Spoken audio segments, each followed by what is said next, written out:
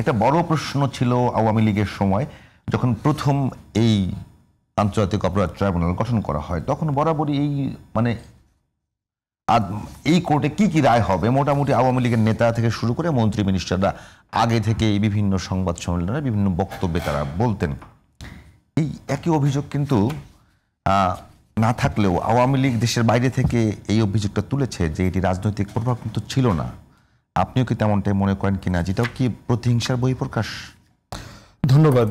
না, আমি বিচারকে স্বাগত জানাই। বিচারের যে রায় হয়েছে সেটা স্বাগত জানিয়েছি এবং আমরা বিচার শুরুর আগে থেকে বারবার চিফ প্রসিকিউশন এবং তার টিমকে বলেছি যে আমার শত্রুর প্রতিও, যাকে আমি সবচেয়ে ঘৃণা করি, সেই মানুষটাকেও ইনসাফের ক্ষেত্রে কোনো ছাড় দেওয়া যাবে না ন্যায্যতার প্রশ্নে।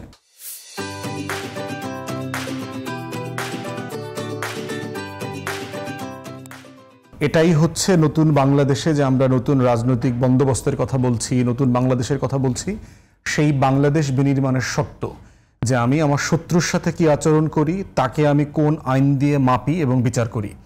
অতএব সেই জায়গাতে ন্যায্যতার কোশ্চেনে আমরা বারবার অন্তর্বর্তীকালীন সরকার এবং আইসিটিকে বারবার মনে করিয়ে দিয়েছি যে এইখানে আপনারা কোনো কম্প্রোমাইজ করতে পারবেন না, করা উচিত না। এবং দেখেন, আপনাকে যদি, আপনার দর্শকদেরকে যদি আমরা আগের আমলের আইসিটির বিচারের কিছু জায়গার মনে করিয়ে দেই, তাহলে বোঝা যাবে যে আসলে বিচারটা কেমন হয়েছে। প্রথমত দেখেন যে স্কাইপ গেট কেলেঙ্কারি একটা হয়েছিল। স্কাইপ গেট কেলেঙ্কারি যেটা হয়েছে, সেই কেলেঙ্কারির কিছু দৃশ্যপট চিন্তা করেন যে তখনকার ট্রাইব্যুনালের যে বিচারপতি ছিল নিজামুল হক নাসিম, সে বেলজিয়ামে জিয়ার সাথে, ডক্টর জিয়াউদ্দিন নামে একজনের সাথে ফোনে কথা বলছে যে সরকার তো পাগল হয়ে গেছে, একটা রায় দরকার, এখন এই আন্তর্জাতিক আইন টাইন এগুলো তো কিছু বুঝি টুঝি না, আমার একটা লেখা পাঠাও। তো সে বলতেছে কেন, আপনারা তো 600 পৃষ্ঠার একটা রায় তো লেখা পাঠাইছি ইমেইলে, তো ওইটা আপনি দেখেন নাই? বলে যে ইমেল তো একটা পাইছি কিন্তু খুলতে পারি না। তো বলে ওইটা চাপেন, মানে এই লোক তো শুধু ক্রিমিনাল না, ইনকম্পিটেন্ট অ্যাজ ওয়েল। তো সে তো ওই যে ইমেলে অ্যাটাচমেন্ট খুলতে পারতেছে না, জাজমেন্ট। তারপরে হচ্ছে দেখেন, সে ওই জিয়াদ মালুম নামে এক প্রসিকিউটর ছিল, সে বলতেছে যে স্যার আমি খালি খাড়ায়া যাবো, আপনি আমার বয় দিবেন। তো সে কোর্টের ভিতরে, হ্যাঁ স্যার এই বিচার হচ্ছে না, এটা হচ্ছে না, দ্রুত করেন, তাড়াতাড়ি করেন, হাসিনা এটা বলছে তাড়াতাড়ি, এটা আর দেরি করা যায় না। শেখ হাসিনা ফোন দিচ্ছে, রায় কবে দিচ্ছ? শফিক, তখন ব্যারিস্টার শফিক হচ্ছে তখন আইনমন্ত্রী, সে ফোন দিচ্ছে, তোমাদের রায়ের আপডেট কি, কি খোঁজ খবর। এই লেভেলের কনভারসেশন আমরা অনলাইনে দেখেছি, স্কাইপ এক্সপোজড করেছে।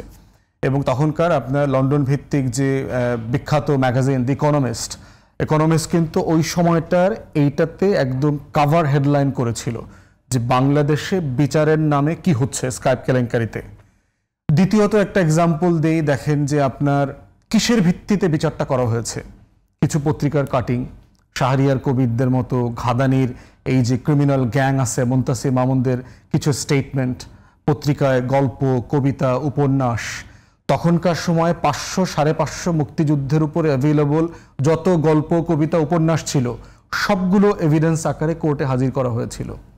তৃতীয়ত দেখেন, সুখরঞ্জন বালি মাওলানা সাঈদীর বিরুদ্ধে, যাকে ফোর্স করে নিয়ে আসছে টাকা দিয়ে সাক্ষী দেওয়ার জন্য, তিনি ঢাকাতে আসার পরে সাক্ষী দিতে অস্বীকার করেছেন। তাকে কোর্ট প্রেমিসেস থেকে দিনের আলোতে সিসিটিভি ক্যামেরার ফুটেজের অ্যাভেলেবিলিটির মধ্যে তাকে কিডন্যাপ করা হয়েছে এবং সীমান্তের ওই পারে ফেলে দেওয়া হয়েছে। সেই সাক্ষী ভারতে অবৈধ অনুপ্রবেশের দায়ে 5 বছর জেল খেটেছেন। ইন্টারন্যাশনাল কমিউনিটির অবস্থা দেখেন, আপনার Amnesty International, Human Rights Watch থেকে শুরু করে যত দুনিয়ার Asian Human Rights Foundation, United নেশনসের হিউম্যান রাইটস কমিশন কাউন্সিল যেটা আছে, এরপরে হচ্ছে British Bar Association, British Parliament, Congress. আপনার মনে থাকার কথা যে তখন আমেরিকা একজন স্পেশাল অ্যাম্বাসেডর অ্যাট লার্জ দিয়েছে শুধুমাত্র এই বিষয়টাকে দেখভাল করবার জন্য। একজন অ্যাটর্নি, একজন খুব মার্কিন ফেমাস আইনজীবীকে অ্যাপয়েন্ট করা হয়েছিল মার্কিন সরকারের পক্ষ থেকে। ইউরোপিয়ান ইউনিয়ন, ব্রাসেলস থেকে শুরু করে টোটাল ইন্টারন্যাশনাল কমিউনিটি রিপিটেডলি তারা রেজ করেছে কনসার্ন যে এই মামলাটা ফেয়ার হচ্ছে না, এখানে প্রসিডিংস ফেয়ার হচ্ছে না, আন্তর্জাতিক অথবা দেশীয় আইনের যে মান, সেই মান বজায় রাখা হচ্ছে না। এবং তারা সাহায্য পর্যন্ত অফার করেছে। আপনি জানেন যে এরকম অনেক গণহত্যার বিচার জাতিসংঘের তত্ত্বাবধানে বিভিন্ন দেশে হয়েছে, এখনো কয়েকটা বিচারিক আদালত চলমান আছে। তারা সাহায্য করতে অফার করেছে সরকারকে, সরকার সেই সাহায্য নেয় নাই। এরপরে দেখেন যে আপনার এই বিচারিক আদালতে ফাঁসি হয়েছে শহীদ সালাউদ্দিন কাদের চৌধুরীর ছেলে হুম্মাম কাদেরকে কিডন্যাপ করা হয়েছে, শহীদ মীর কাশেম আলী যাকে ফাঁসি দেওয়া হয়েছে তার ছেলে ব্যারিস্টার আরমানকে কিডন্যাপ করা হয়েছে। তাহলে দেখেন যে বিচারটা তো জিঘাংসা লেভেলে চলে গেছে, প্রতিশোধ লেভেলে চলে গেছে। এই পরিবারের এমন সদস্য ছিল, ধরেন আলী আহসান মোহাম্মদ মুজাহিদ, ওনার ছেলে একটা কর্পোরেট কোম্পানিতে কাজ করত, সরকারের গোয়েন্দা সংস্থা সেই কোম্পানিকে বাধ্য করেছে তাকে ডিসমিস করতে। এই লেভেলের তাদের ফ্যামিলির প্রত্যেকটা মেম্বার দেশ ছাড়া হয়ে গেছে, চিকিৎসা নিতে পারে নাই, আত্মীয় স্বজনদেরকে হেনস্থা করা হয়েছে। এর কোনটা গত 1 বছরে শেখ হাসিনার সাথে করা হয়েছে? যেগুলোকে আমরা বলছি বিচারিক যে জায়গাগুলো আপনি দেখবেন, বিবেচনা করবেন যে একটা ভালো বিচার হচ্ছে কিনা। এরপরে দেখেন শাহবাগে গণজাগরণ মঞ্চের নামে যে ফ্যাসিবাদী আন্দোলন শুরু হয়েছিল, হতে হাসিনা ফাঁসি চাই ফাঁসি চাই, কতে কাদের ফাঁসি চাই ফাঁসি চাই, কতে আসাদুজ্জামান কামাল ফাঁসি চাই ফাঁসি চাই, কোনো স্লোগান দিয়েছে? গণ অভ্যুত্থানের পক্ষের আমরা কেউ কি বলেছি যে আমরা হাসিনার ফাঁসি চাই যে কোনো মূল্যে? আমরা বারবার বিচারের কথা বলেছি। কোন শহীদ পরিবার বলেছে যে কোনো মূল্যে হাসিনাকে ফাঁসি দিতে হবে? এই দাবিকেও তুলেছে। সবাই বিচারের কথা বলেছে। তাহলে টোটাল এনভায়রনমেন্ট দেখেন এবং তখনকার রাষ্ট্র কাঠামো দেখেন, বর্তমান রাষ্ট্র কাঠামো দেখেন, তখনকার সরকার সবাই মিলে দিনে রাতে এটা নিয়ে যে পরিমাণ, ইভেন গণমাধ্যম যে পরিমাণ নেগেটিভ রিপোর্ট করেছে, প্রপাগান্ডা করেছে, ব্রেকিং নিউজ করেছে প্রত্যেক দিনে রাতে, সেই তুলনায় এখন কি হয়েছে? গতকালকে আজকে আপনারা গণমাধ্যম কয়টা শহীদ পরিবারের সাক্ষাৎকার নিয়েছেন? আমি তো দেখি নাই।